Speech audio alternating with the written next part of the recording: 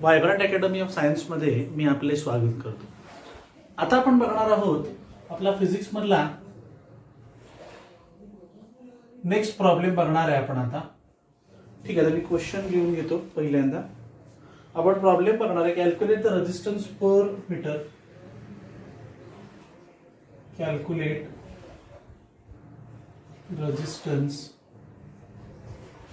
Per metre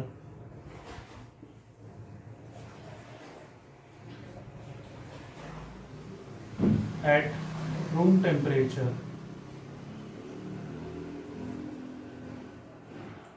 of alloy wire of diameter 1.25 mm. The resistivity of alloy at room temperature. Resistivity alloy at room temperature. Resistivity of alloy at room temperature is 5.0 into 10 raised to minus 7 ohm metre. ठीक आहे, आपल्याला काढायचं आहे बघा resistance per unit length. मी पहिल्यांदा given लिहून घेतो. गिवन मध्ये सगळ्यात पहिल्यांदा काय दिले बघा, मी क्वेश्चन वाचतो. Calculate resistance per unit length म्हणजे पहिल्यांदा टू फाइंड दिलेलं आहे.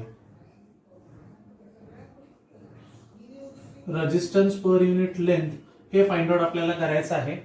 आणि ॲट रूम टेम्परेचर सांगितलेलं आहे, म्हणजे टेम्परेचर रूमला आहे. रूम टेम्परेचर किती असते? 25 डिग्री सेल्सिअस असते, म्हणजे 298 केल्विन आहे टेम्परेचर. ठीक आहे, त्याच्याशी आता काही संबंध नाहीये. डायमीटर ऑफ वायर दिलाय 1.25 mm. Of alloy of diameter दिलाय 1.25 mm, म्हणजे रेडियस येणार आहे 1.25 अपॉन 2 mm चं मीटर मध्ये 10 raised to minus 3. ठीक आहे, मी इथे नोट लिहितो. एक लक्ष द्या नोटकडे. mm चं मीटर करत असताना 10 raised to minus 3 ने मल्टिप्लाय करा. सेंटीमीटरचं मीटर करत असताना 10 raised to minus 2 ने मल्टिप्लाय करा. ठीक आहे, या दोन्ही गोष्टी लक्षात ठेवा, इम्पॉर्टंट गोष्टी आहेत. मी इथं लिहितो फादर नोट. आणि काय आपल्याला दिलेलं आहे का, रेजिस्टन्स पण दिलेला आहे, रेजिस्टिव्हिटी दिलेली आहे, म्हणजे रो दिलेला आहे 5 into 10 raised to minus 7 ohm metre. ठीक आहे, टू फाइंड आहे. आता बघा, आपण लास्ट लेक्चरला या संदर्भात डेरिव्हेशन बघितलेलं होतं. ते डेरिव्हेशन कन्सिडर करून आपण सॉल्व्ह करणार आहे. सोल्युशन मध्ये गेल्यावर मी लिहितो resistance is directly proportional to length. Equation number 1, resistance is inversely proportional to area. Equation number 2, मी इथे लिहितो from 1 and 2. Resistance is directly proportional to length, inversely proportional to area. आता जेव्हा आपण प्रोपोर्शनॅलिटी साइन रिमूव्ह करतो, काढून टाकतो, तेव्हा ही proportionality sign काढल्यावर एक कॉन्स्टंट पडेल. तो असेल resistance is equal to resistivity into L upon A. आता आपल्याला फाइंड आउट काय करायचंय बघा, आर अपॉन एल आपल्याला फाइंड आउट करायचंय. आपल्याला फाइंड आउट काय करायचंय, आर अपॉन एल आपल्याला फाइंड आउट करायचंय. आणि इथे R is equal to L खाली घेऊया, म्हणजे आर अपॉन एल होईल. मी इथे लिहितो R upon L is equal to, L खाली आला, रो अपॉन ए.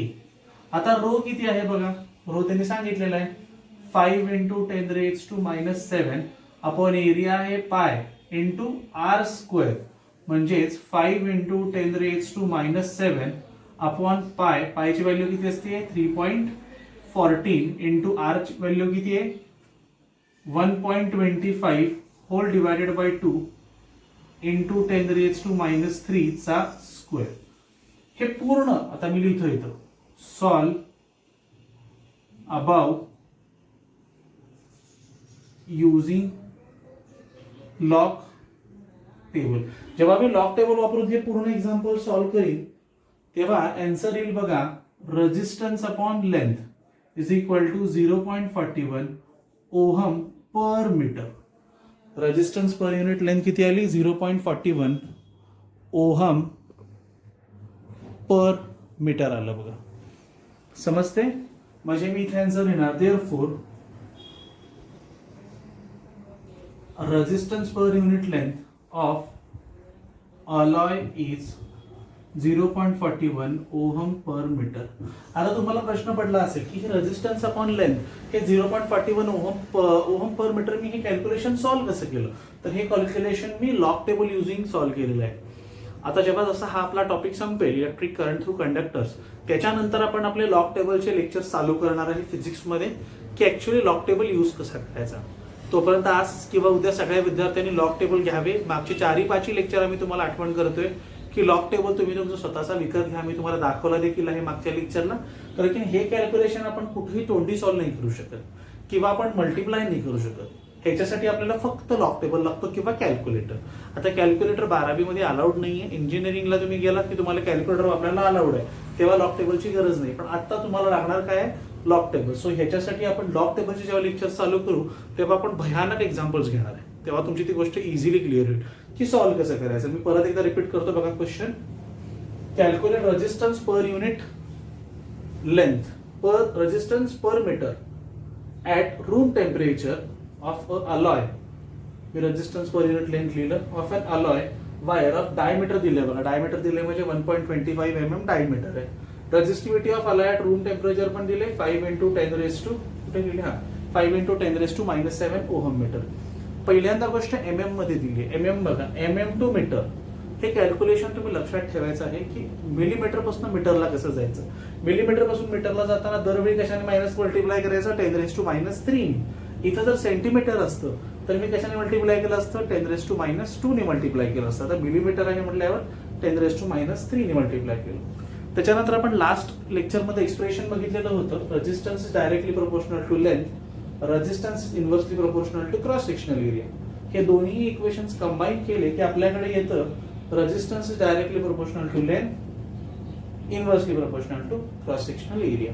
आणि जेव्हा ही आपण प्रोपोर्शनॅलिटी साइन रिमूव्ह करू, काढून टाकू, तेव्हा इज इक्वल टू साइन पडेल आणि resistance is equal to resistivity into length upon area. चला पलीकडे आता मला फाइंड आउट करायचं आहे R/L. मग R/L is equal to rho upon A. मी व्हॅल्यू रोची पुट केली 5 × 10⁻⁷. एरिया काय असते πr². बघा त्यांनी सांगितलंय काय, वायर आहे. वायर अशी असती ना, वायर बघा πr². πr² का, सर्क्युलर आहे गोष्ट. सर्क्युलरचा एरिया काय असतो, सर्कलचा, सर्कल आहे ना वायर, πr². πr ची व्हॅल्यू किती आहे, 1.25/2. आपण 2 का केले, डायमीटरचं रेडियस करत असताना आपण 2 करतो आपण, इंटू 10⁻⁻³ चा स्क्वेअर. मी लॉग टेबल वापरलं आणि फायनल आन्सर काढलं 0.41 ओहम मीटर. नंतर मी खाली आन्सर इन वर्ड्स पण लिहिलं, रेजिस्टन्स पर युनिट लेंथ किंवा resistance per metre of an alloy is 0.41 ohm metre, ohm per metre. ठीक आहे, हे झालं बघा आपलं रेजिस्टिव्हिटीचं एक्सप्रेशन पण झालं आणि रेजिस्टिव्हिटीचा प्रॉब्लेम सुद्धा झाला. प्रॉब्लेम एकदा नीट स्क्रीनशॉट घ्या आणि वाचून घ्या आणि एकदा मनात म्हणून बघा व समजून घ्या कसा प्रॉब्लेम ऍक्च्युअली आहे. ठीक आहे, आता पुढे आपण बघणार आहोत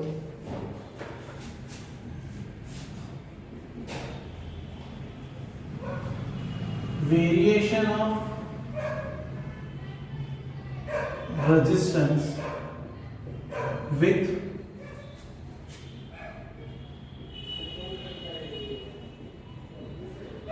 टेम्परेचर. म्हणजे variation of resistance with temperature आपण बघणार आहे की टेम्परेचर कसं व्हॅरी होतं, टेम्परेचर व्हॅरी केल्यावर रेजिस्टन्स कसं व्हॅरी होतं हे आता आपण पाहणार आहे. त्याच्या आधी मी बोर्डवर असं लिहितो की resistance varies linearly with temperature. मी काय लिहिलं बघा, resistance varies linearly with temperature. मी ह्या ऍक्सिस वर टेम्परेचर घेतो आणि या ऍक्सिस वर रेजिस्टन्स. जसं टेम्परेचर वाढेल तसं रेजिस्टन्स सुद्धा इन्क्रीज होताना आपल्याला दिसतंय. म्हणजे काय, resistance is directly proportional to temperature. Resistance is directly proportional to temperature. म्हणजेच मी लिहू शकतो resistance increases with increase in temperature. हे बघा ना, जसं टेम्परेचर वाढत जाते 10, 20, 30, 40, 50, 60, बरोबर, 10, 20, 30, 40, 50, 60, जसं जसं टेम्परेचर वाढतंय तसं तसं रेजिस्टन्स सुद्धा वाढतंय. म्हणजे काय, मी टेम्परेचर वाढवलं तर रेजिस्टन्स सुद्धा वाढणार आहे. आणि जर रेजिस्टन्स वाढला टेम्परेचर वाढवल्यावर तर ऑटोमॅटिकली इलेक्ट्रिक करंट कमी फ्लो होणार आहे. ऑटोमॅटिकली इलेक्ट्रिक करंट कमी फ्लो होणार आहे. ऑटोमॅटिकली इलेक्ट्रिक करंट कमी फ्लो होणार आहे. म्हणजे as I increase the resistance, as I increase the temperature, resistance also increases. As I decrease the temperature, resistance also decreases. सोप्या आणि अगदी इझी भाषेमध्ये आपण म्हणलेलं आहे. आता मी फॉर्म्युलेज लिहितो ह्याचे. पहिला फॉर्म्युला हा रेझिस्टिव्हिटी बाबतीत आहे दिलेला. Resistivity is equal to resistivity at 0 temperature into bracket 1 plus alpha into T minus T0. बघा फॉर्म्युला काय दिला, rho is equal to rho 0 into bracket 1 plus alpha into T minus T0. इथं मी लिहितो rho resistivity at T temperature. बघा नंतर मी लिहितो rho 0 is equal to resistivity at T0 temperature. आणि त्याच्यानंतर मी लिहितो रो झाला alpha is equal to linear expansion constant. बघा मी फॉर्म्युला काय लिहिला, resistivity is equal to resistivity at 0 temperature किंवा at T0 temperature, rho is equal to rho 0 into bracket 1 plus alpha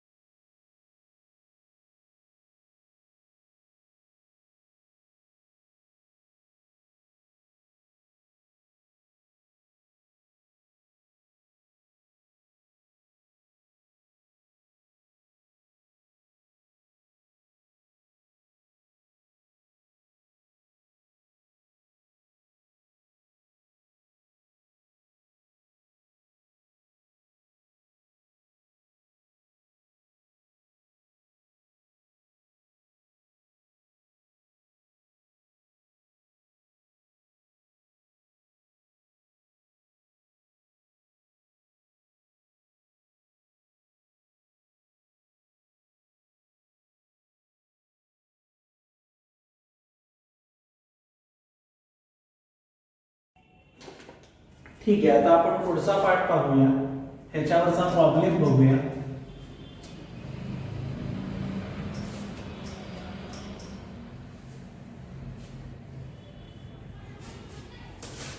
ठीक आहे, मी पहिला प्रॉब्लेम लिहितो बोर्डवरती.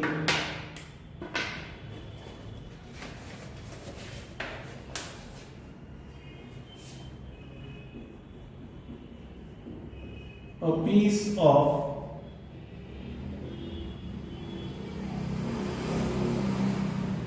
platinum wire, a piece of platinum wire has resistance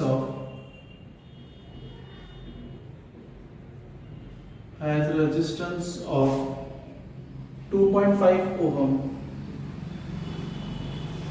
at 0 degrees Celsius.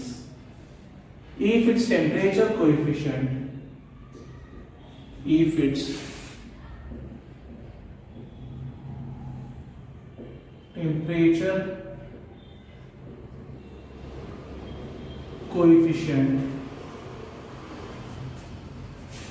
of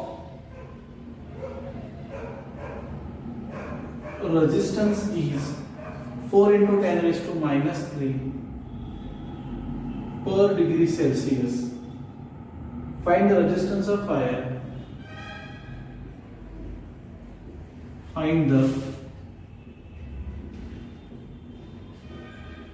resistance of wire at 80 degrees Celsius. At किती सांगितलंय? 80 degree Celsius आपल्याला find out करायचं आहे. ठीक आहे, आता आपण पहिल्यांदा प्रॉब्लेम मध्ये गिवन काय बघूया. मी गिवन लिहितो पहिल्यांदा. हे बघा, मी तुम्हाला साधारण 3 ते 3.5 महिने झाले आपण आता वर्किंग मध्ये आहोत. 3 ते 3.5 महिन्यापूर्वी मी तुम्हाला सांगितलेलं होतं की गिवन कसं लिहायचंय, प्रॉब्लेम वाचतच गिवन लिही. गिवन कसं लिहायचं, प्रॉब्लेम वाचतच गिवन लिही. आधी गिवन लिहूया, नंतर गिवन लिहूया, एकदा प्रॉब्लेम वाचून घेऊ. तुम्ही सगळा प्रॉब्लेम एकदम वाचला ना की तुम्हाला सुचणारच नाही काय गिवन लिहायचं. जसं वाचतोय तसं गिवन. बघा, a piece of platinum wire has resistance of 2.5 ohm, म्हणजे काय दिलंय, आर 2.5 ओहम. बरोबर, इथेपर्यंत प्रॉब्लेम वाचला आपण. ठीक आहे, पुढे काय वाच सांगितले बघ. At 0 degree Celsius, 0 degree Celsius दिले, म्हणजे काय दिलंय, T0 0 डिग्री सेल्सिअस. ठीक आहे, दोन गोष्टी कळाल्या. इथपर्यंत वाचला, ब्ल्यू लाईन केली आहे बघ. मी परत एकदा रीड करतो. A piece of platinum wire has a resistance of 2.5 ohm. Resistance 2.5 at 0 degree Celsius. T0 दिले 0 degree Celsius. पुढे बघूया. If its temperature coefficient of resistance is, म्हणजे काय दिले, अल्फा. किती दिले बघा त्यांनी, 4 into 10 raised to minus 3 per degree Celsius. बघा इथेपर्यंत आपण आता लिहिलं. बघा परत काय म्हणतोय मी. If its temperature coefficient of resistance is 4 into 10 raised to minus 3 per degree Celsius, 4 into 10 raised to minus 3 per degree Celsius, find the resistance of wire at 80 degree Celsius. काय फाइंड करायचंय, resistance of the wire at, to find लिहितो. Find काय करायचंय, resistance of wire म्हणजे R. हे R0 आहे, हे T0 ला R फाइंड आउट करायचंय. ऍट 80 डिग्री सेल्सिअस, म्हणजे काय दिलंय, T दिलंय 80 डिग्री सेल्सिअस. तर सर्वात महत्त्वाची गोष्ट मी सांगणार आहे, लक्ष द्या. अल्फाचं युनिट काय आहे, अल्फाचं युनिट काय आहे, डिग्री सेल्सिअस आहे, पर डिग्री सेल्सिअस. अल्फाचं युनिट काय आहे, पर डिग्री सेल्सिअस आहे. काय आहे, पर डिग्री सेल्सिअस आहे. हे जर केल्विन असतं तर हे आणि हे दोन्हीही टेम्परेचर आपल्याला केल्विन मध्ये कन्वर्ट करावे लागले असते. काय करावे लागले असते, दोन्हीही टेम्परेचर आपल्याला केल्विन मध्ये कन्वर्ट करावे लागले असते. आता आपल्याला कन्वर्ट करायची गरज नाही. का, तर हे पण डिग्री सेल्सिअस आहे, हे पण डिग्री सेल्सिअस आहे, हे पण डिग्री सेल्सिअस आहे. त्यामुळे कन्वर्जन करायची गरज अजिबात नाही. समजते? तिन्ही डिग्री सेल्सिअस मध्ये. यातलं कुणी जरी केल्विन मध्ये आलं तर आपल्याला बाकी दोन्ही सुद्धा डिग्री सेल्सिअस मध्ये कन्वर्ट करावे लागतील. किंवा जर एक केल्विन मध्ये असेल तर दोन्ही केल्विन मध्ये करा किंवा ह्या केल्विनला डिग्री सेल्सिअस मध्ये कन्वर्ट करा. आता बघा आपल्या नशिबाने तिन्ही डिग्री सेल्सिअस मध्ये आहे, त्यामुळे कन्वर्जनची गरज इथे नाही. सोल्युशन बघा बोर्डवरच फॉर्म्युला आहे. We know R is equal to R0 into square bracket 1 plus alpha into T minus T0. बरोबर? म्हणजे आता बघा आपण व्हॅल्यूज पुट करूया.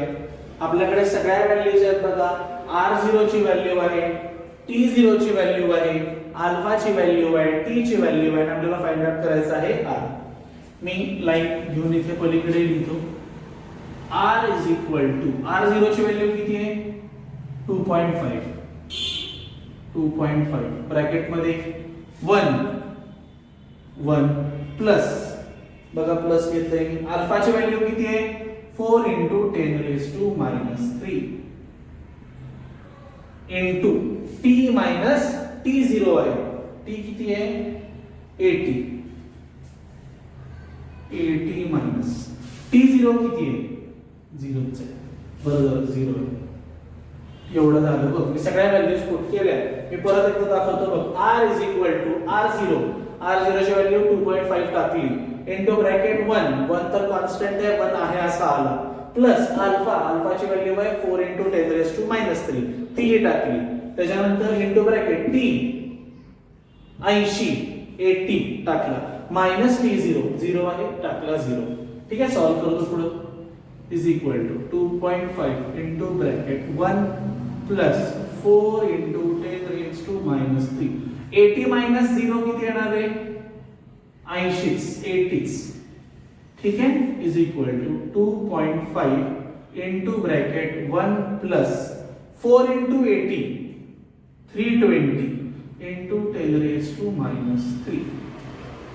किती आलं? 320 into 10 raised to minus 3. हे 320 कसं आलं? 80 into 4 8 4 जा 32 एक शून्य आहे असा. बरोबर ना? 8 4 जा 32 एक शून्य आहे असा. 8 4 जा 24 8 4 जा 32 एक 0 आहे असा. 10 raised to minus 3 आहे म्हणजे is equal to 2.5 into bracket 1 plus 3 digits इकडे येईल 0.320 is equal to 2.5 into bracket 1 plus 320 is equal to. आता हे मी मल्टिप्लाय करू शकतो. एक सेकंड. हे मी प्युअरली मल्टिप्लाय करू शकतो बघा. 1.32 into 2.5 मी इथं मल्टिप्लाय करतो. 132 ने कशाला मल्टिप्लाय करायचे? 25 ला. 5 2 जा 10 0 carry 1 15 16 6 carry 1 5 6 0 आहे. 2 4 2 जा 4 2 3 जा 6 2 1 जा 2 0 0 carry 1 12 13 3 carry 1 3 3 0 0 येते बघा. किती येते? 3 3 0 0 3 3 0 0. आता रेजिस्टन्स आहे म्हणजे ओहम असेल. आता डेसिमल पॉइंट कुठे द्यायचा? इथे किती डिजिट्स आहेत बघ? 1.32 धरले, 0 धरलेलं नाही. 0 ला काही व्हॅल्यू नसती. 2 आणि हा एक 3. किती डिजिट्स आहेत बघ? 1 2 3 1 2 3. नीट बघा. 1 2 1.32 आहे त्याचे 2 आणि 2.5 आहे त्याचा 1 म्हणजे 1 2 3. 3.3 0 0 ओहम म्हणजेच 3.3 ओहम. मी लिहितो therefore resistance at 80 degree Celsius is 3.3 ohm. बरोबर. किती आला? 3.3 ओहम. आता तू गंमत बघितलीस का? जेव्हा टेम्परेचर 0 डिग्री सेल्सिअस होतं तेव्हा 2.5 अडीच होता रेजिस्टन्स. टेम्परेचर 0 चा 80 झालं, 0 चा 80 झालं, 2.5 चा रेजिस्टन्स 3.3 झाला. म्हणजे आपण प्रूव्ह केलं बघा की जसं टेम्परेचर वाढतंय तसं रेजिस्टन्स देखील वाढतं। एकदम सोपे भाषेत, जसं टेम्परेचर वाढतंय तसं रेजिस्टन्स देखील वाढतं। स्क्रीनशॉट घ्या।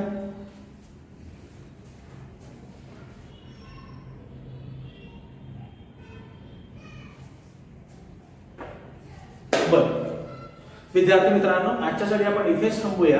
राहिलेला भाग आपण या टॉपिक जवळपास संपत आला नाही। 1 ते 2 मुद्दे राहिले, इलेक्ट्रिक करंट थ्रू कंडक्टर्स म्हणले, त्याच्यानंतर आपण लॉग टेबल बघणार आहे फिजिक्स मधला।